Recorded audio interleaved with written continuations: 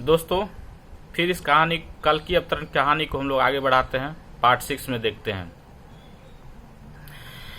रुद्रा को जिम्मेदारी दी जाती है कि वह पूरे गांव में, मोहल्ला में, शहर में मैक्सिमम से मैक्सिमम ट्री प्लांट्स करवाए।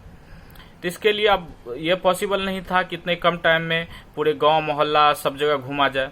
तो उसने अपना कैंपेन, डिजिटल कैंपेन शुरू किया, जो फेसबुक, ट्विटर, यूट्यूब के माध्यम से उसने शुरू किया। इंस्टाग्राम के थ्रू उसने लोगों को जोड़ा और वीडियो बना के उसने अवेयरनेस क्रिएट किया कि किस तरह से पेड़ लगाने से हम इस समस्या से बच सकते हैं। और वह एवरी डेली बेसिस पे एनालिसिस करने लगा। वह यह पाया क्या कि लोग तो सुन रहे हैं बट ट्री को प्लांट्स नहीं कर रहे हैं। और यदि ट्री प्लांट्स भी हो रहा है तो उस लेवल पे नहीं हो रहा है जिस लेवल पे होना चाहिए। यदि यही हाल रहा तो हम फिर इस महामारी से नहीं बच सकते हैं।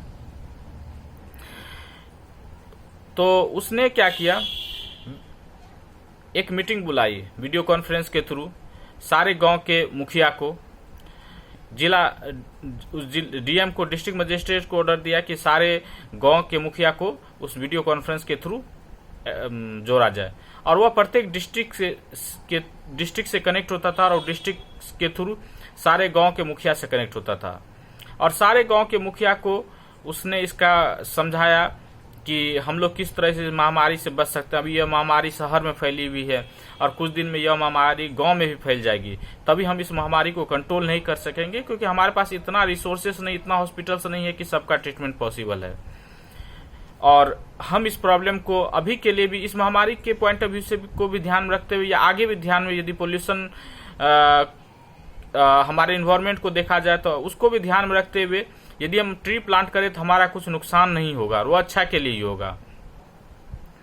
तो आप सारे गांव वाले को जागृत करो, इकट्ठा करो। सब गांव के लोग, प्रत्येक घर से एक ट्री लगना चाहिए। और ये काम हमको विदिन 1 वीक to 10 डेज में करने हैं। मुखिया को भी यह बात समझ में आई कि यह सही बोल रहे हैं। जितना ट्री लगेगा वो हमारे लिए अच्छा, और यह महामारी से बचने के लिए सबसे अच्छा उपाय है।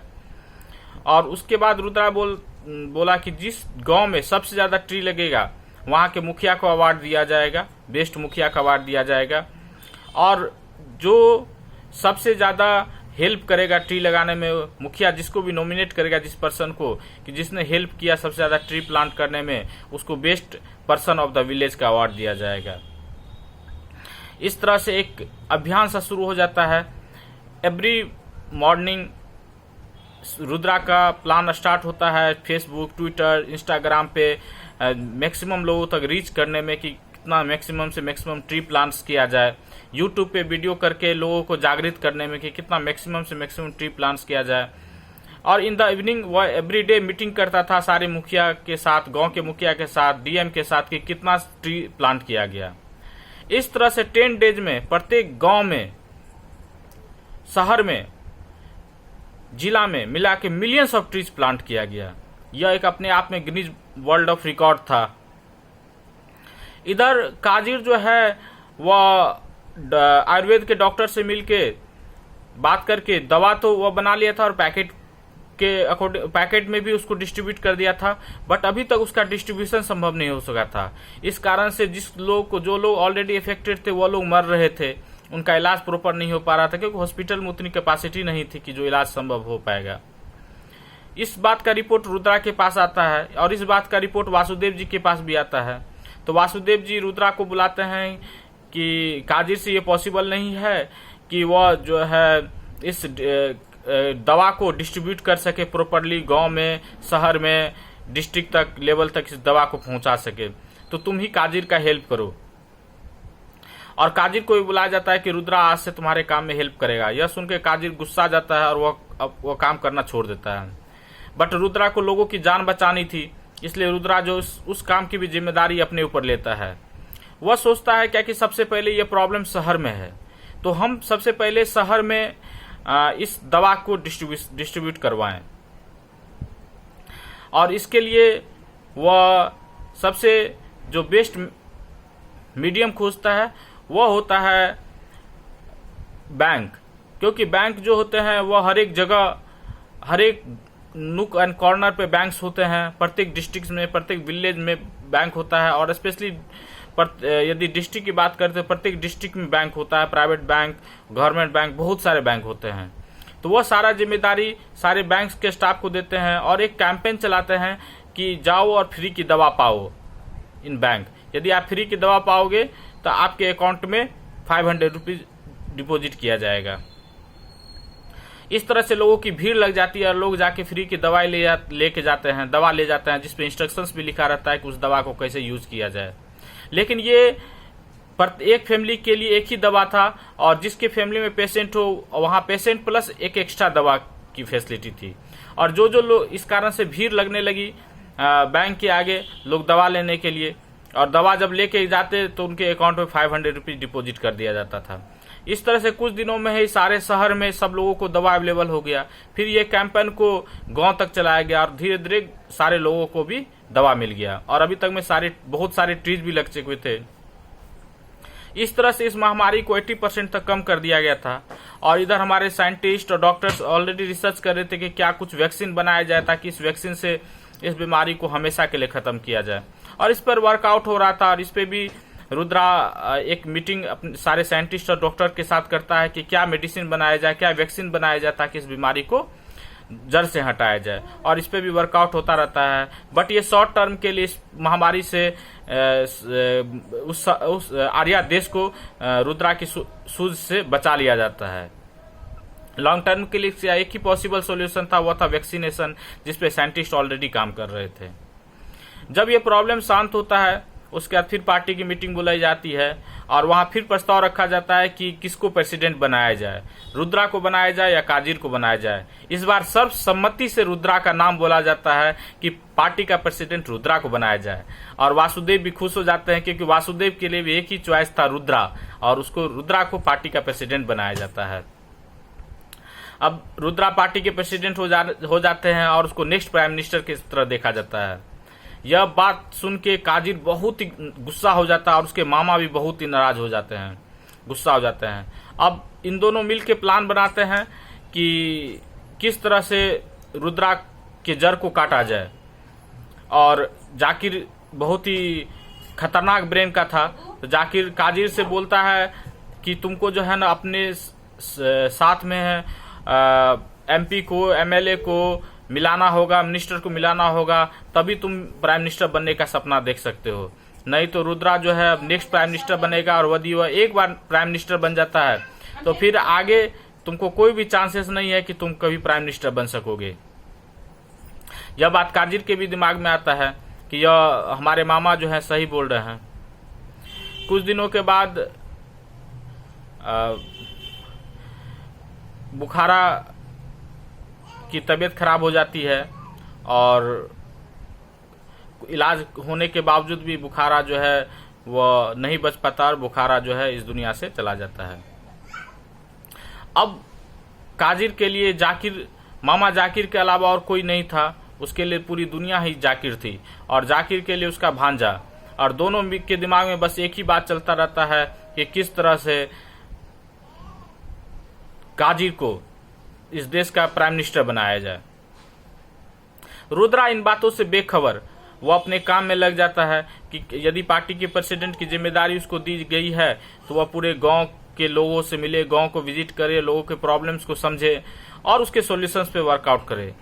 वह अपने पूरे गांव में घूमना शुरू कर जाता है। एक एक डिस्ट्रिक्ट में जितने भी गांव होते हैं, उस पूरे देश में टोटल 500 डिस्ट्रिक्ट थे, जिसमें अराउंड 5,000 मोर देन 5,000 विलेजेस थे। तो वह अपने सारे विलेजेस में घूमना शुरू कर देता है और वहाँ के लोगों से मिलना शुरू कर देता है कि क्या प्रॉब्लम हो सकता है, क्या प्रॉब्लम्स वो लोग फेस कर रहे हैं और उस प्रॉब्लम का क्या सॉल्यूशंस हो सकता है।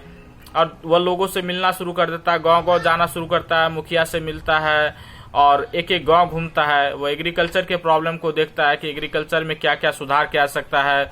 वह एडुकेशन के प्रॉब्लम को देखता है कि एडुकेशन में क्या सुधार किया जा सकता है और कैसे इम्प्रूव किया जा सकता है। लड़कियों कि गर्ल्स एजुकेशन को कैसे प्रमोट किया जा सकता है, गर्ल्स एजुकेशन को कैसे आगे बढ़ाया जा सकता है, लड़कियों के उत्थान के लिए क्या किया जा सकता है, गरीबों की इनकम बढ़ाने के लिए क्या किया जा सकता है। इन सब सारे इशू को लेके वह गांव-गांव घूमना शुरू कर देता है और लोगों से मिलना शुरू कर देता है।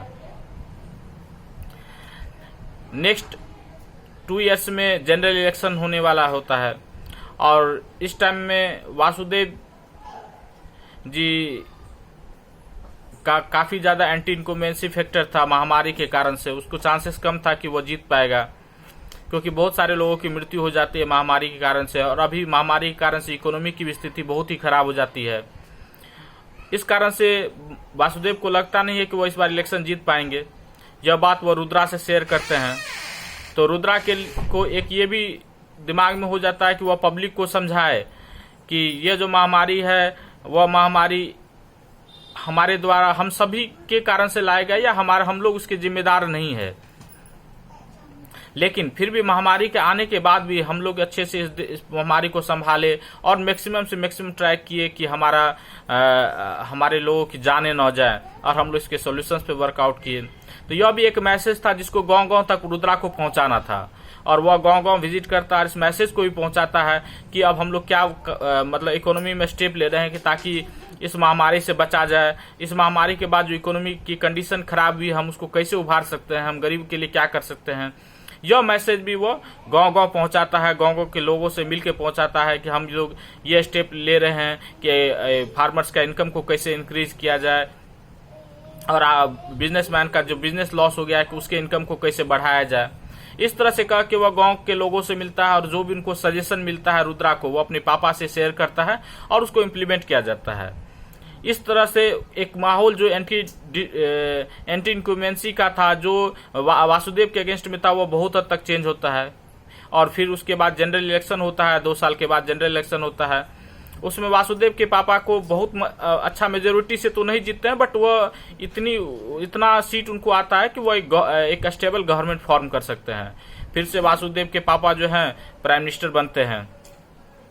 अब वासुदेव के पापा प्राइम मिनिस्टर बनने के बाद उनको ये लग जाता है कि ये उनका लास्ट टर्म है, और इसके बाद जो है रुद्रा को इस देश का प्राइम मिनिस्टर बनाया जाए, क्योंकि रुद्रा ही जो है के कारण से ही उनको लगता है कि इस बार वह प्राइम मिनिस्टर के पोस्ट फिर से प्राइम मिनिस्टर बन सके, नहीं तो वह प्राइम मिनिस्टर नहीं बन पाते। और उनकी भी तबीयत खराब रहती है, तो वो सोचते हैं कि ये मेरा लास्ट टेन्योर ही है, इसके बाद मैं रुद्रा को प्राइम मिनिस्टर कैंडिडेट के रूप में खड़ा करूंगा। इधर रुद्रा जो है अपनी पार्टी को मजबूत करने में लग जाता है। वह पार्टी वर्कर के साथ मीटिंग करता है, जो भी छोटे से छोटा, बड़ा से बड़ा जो भी काम होता है उसमें वो अच्छे से पार्टिसिपेट करता है। इलेक्शन जीतने के कुछ दिन के बाद वासुदेव जी को लगता है क्या कि रुद्रा बहुत मेहनत किया है, तो इसलिए रुद्रा को क्यों नहीं कुछ दिनों के लिए छुट्टी में भेजा जाए। और वासुदेव जी जो है रुद्रा को वह बोलते हैं कि जाओ, तुम बहुत दिन से ब्रेक नहीं लिए हो, तो तुम जाके कुछ दिनों के लिए ब्रेक ले लो। और रुद्रा जो है कुछ दिनों के लिए ब्रेक के लिए उस देश से सटा हुआ एक टापू था, उस टापू का नाम था एनकोंडा पे छुट्टी मनाने के लिए चला जाता है, जहां वह देश का ही पार्ट होता है, बट वह काफी ज्यादा देश से कटा हुआ पार्ट होता है। तो जहां बहुत अभी भी लोग जो है उनको मोबाइल का एक्सेस नहीं होता है, वो इंटरनेट का एक्सेस नहीं होता है, तो वो बहुत सारा चीज नहीं जानते हैं। अभी भी वहां के लोग सीधे सादे से रहते हैं, बस उनको इतना पता है कि वो आर्या देश के निवासी हैं। वहां वह छुट्टी मनाने के लिए चला जाता है, क्योंकि ये नेचर प्रेमी होता है। वहां जाके रुद्रा को उसको अपने बिलव्ड से मुलाकात, अपनी प्रेमिका से मुलाकात होती है, और उसको प्रेम हो जाता है। यह जानने के लिए हम अपने नेक्स्ट पार्ट में देखेंगे। आपको यदि अच्छा लगे तो please like it, share it and subscribe my channel. Thank you.